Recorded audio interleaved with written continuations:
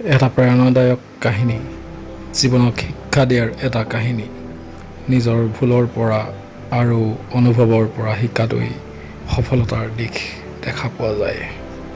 জীৱনৰ প্ৰতিটো পলে পলে আমি কিবা নহয় কিবা এটা নতুনত্ব শিকিব পাওঁৱেই। মানুহে সদায় শিকি থাকিবও লাগে। জ্ঞানৰ কোনো সীমা নাথাকে।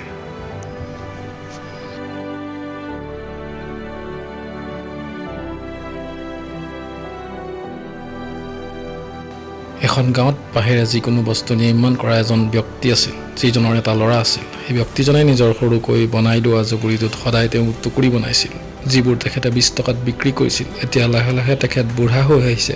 তেখেতে ভাবিলে যে মই নিজৰ ল'ৰাটোক এই টুকুৰি বনোৱা কামটো শিকাম।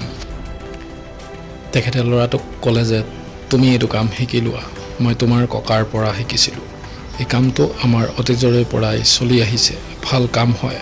ল'ৰাটোৱেও মানি ল'লে। টুকুৰি বনোৱা কামটো শিকিবলৈ দেউতাকে ল'ৰাটোক টুকুৰি বনাবলৈ শিকালে আৰু সেইবোৰ বজাৰত বিক্ৰী কৰি থৈ আহিব ক'লে। ল'ৰাটোৱে টুকুৰিবোৰ লৈ বজাৰলৈ গ'ল আৰু বেচি থৈ আহিছিলেহে। তেনেতে দেউতাকে সুধিলে, কিয় মন মাৰি আছা? ল'ৰাটোৱে ক'লে, মই বনোৱা টুকুৰিবোৰ কেৱল 10 টকাতহে বিক্ৰী হ'ল।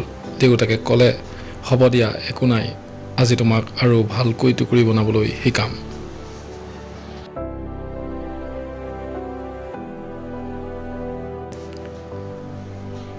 দেউতাকে আৰু ধুনীয়াকৈ টুকুৰি বনাবলৈ শিকালে আৰু সেইবোৰ বজাৰত বিক্ৰী কৰিবলৈ ক'লে।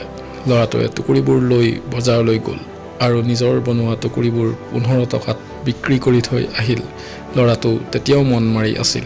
দেউতাকে পুনৰবাৰ তাক মন মাৰি থকাৰ কাৰণ সুধিলে।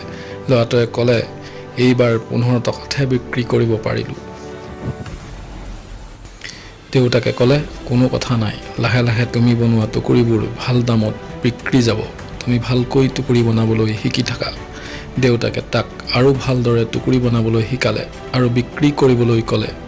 ল'ৰাটো বজাৰলৈ গ'ল আৰু সেইদিনা তাৰ টুকুৰিবোৰ 30 টকাত বিক্ৰী গ'ল। ল'ৰাটো সেইদিনা বহুত সুখী হৈছিল। দেউতাকে সুধিলে, আজি কিমান দামত টুকুৰি বিক্ৰী কৰিলা? ল'ৰাটোৱে ক'লে, আজি মই বনোৱা টুকুৰি 30 টকাত বেচিলোঁ।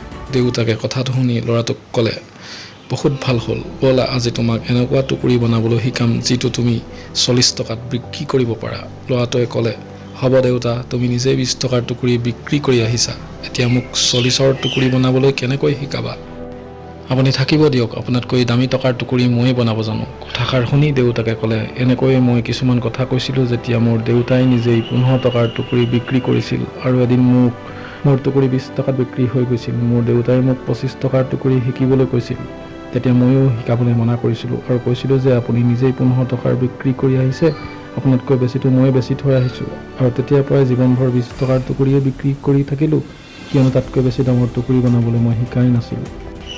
এই কাহিনীটোৱে আমাক শিকায় যে আমি অলপমান শিকিয়ে এনেকুৱা জেদ ভাৱ কেতিয়াও ল'ব নালাগে যে এতিয়া মই সকলোবোৰ জানো, কিয়নো এনেকুৱা হ'ব পাৰে যে তোমাতকৈ কিবা নহয় কিবা বেছিকৈ জনা কোনোবাও আছে। আমি সদায় কিবা নহয় কিবা শিকি থাকিব লাগে।